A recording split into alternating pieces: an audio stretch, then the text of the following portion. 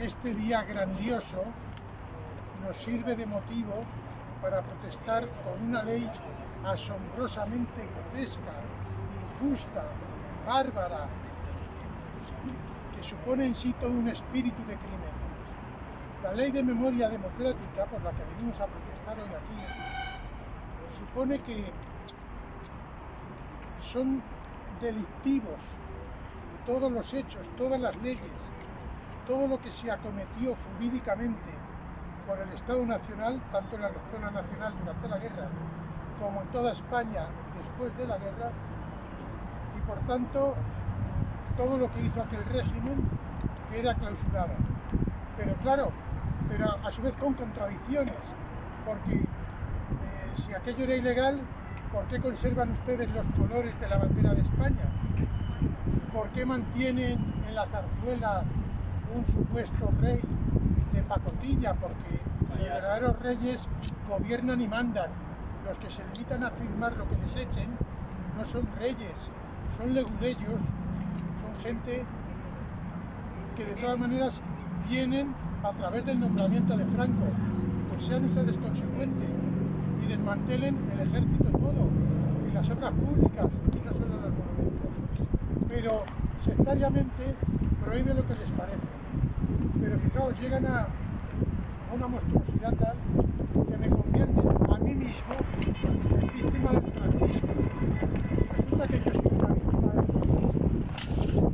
En 1981 a mí me detuvieron en la época de la UCD y en la Dirección General de Seguridad me dieron no menos de 300 golpes uno detrás de otro. Bueno, pues resulta que todos los hechos y todos los juicios cometidos hasta 1983, según esta ley absurda, son consecuencia del franquismo. Y todos los que padecieron aquellos hechos son víctimas del franquismo.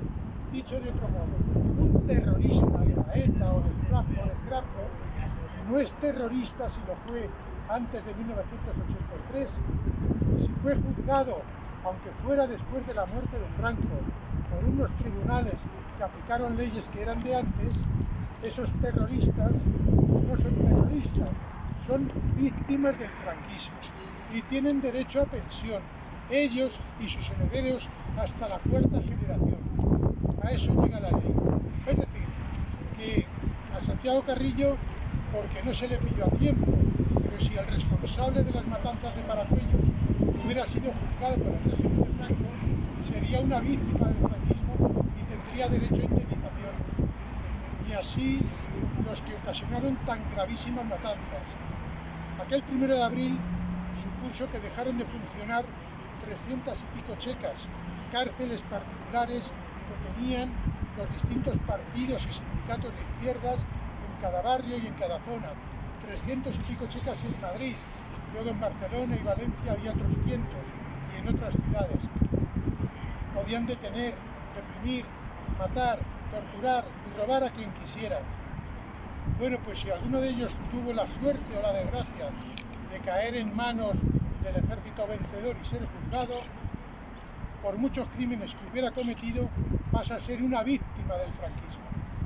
Ni podemos humillarle, ni podemos insultarle, ni podemos ofenderle, que por otra parte para nosotros eso pasó hace tanto tiempo que ya queda para la historia lo que hicieron unos y otros, pero digo yo que podremos contar qué pasó, y contar qué pasó no es ningún crimen.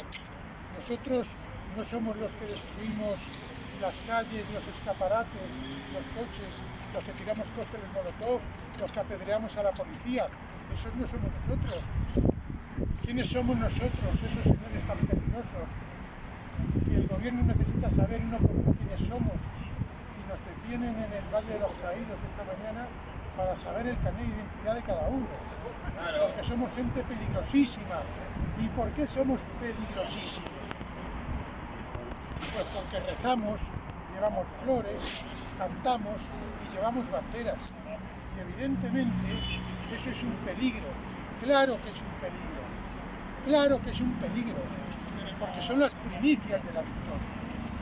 Es decir, que la victoria se obtiene no porque tengamos mucho dinero ni mucho número de gente, se obtiene porque somos fieles radicalmente fieles al autor de la victoria, al creador del mundo, al redentor de la humanidad, a Cristo Rey nuestro Señor, que nos prometió reinar en España con más veneración que en otras muchas partes.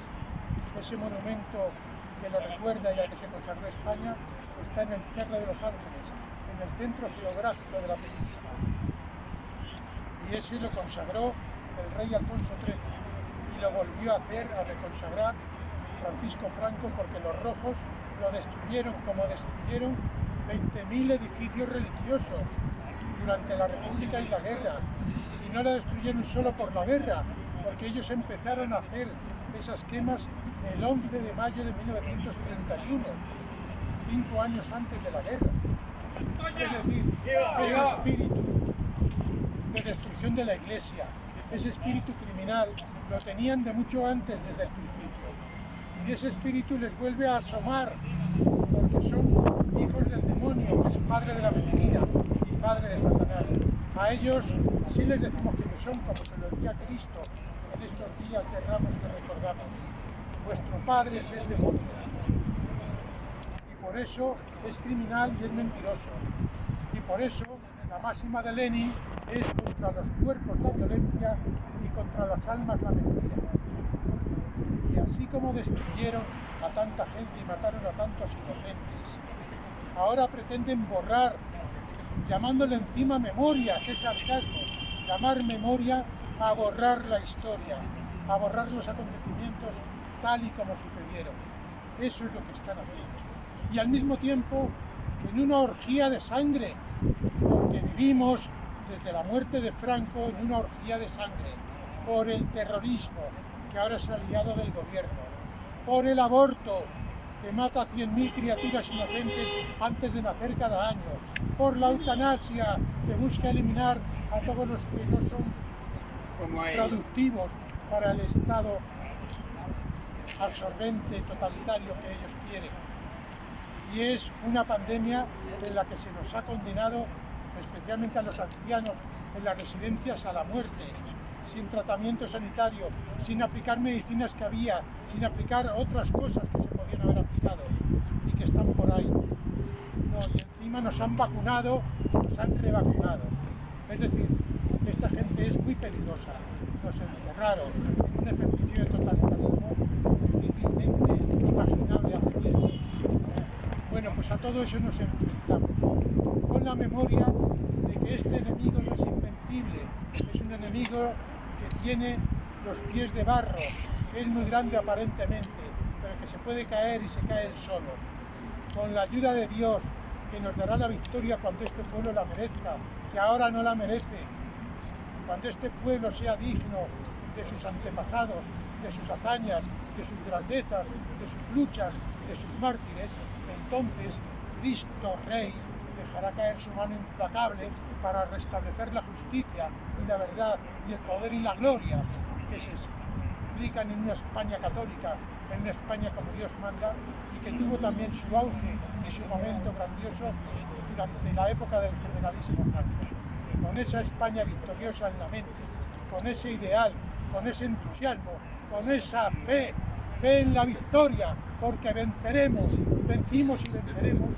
Con eso volvemos a decir, hoy como ayer, camaradas, compañeros, por el imperio hacia Dios, ¡arriba España! ¡Arriba Cristo Rey!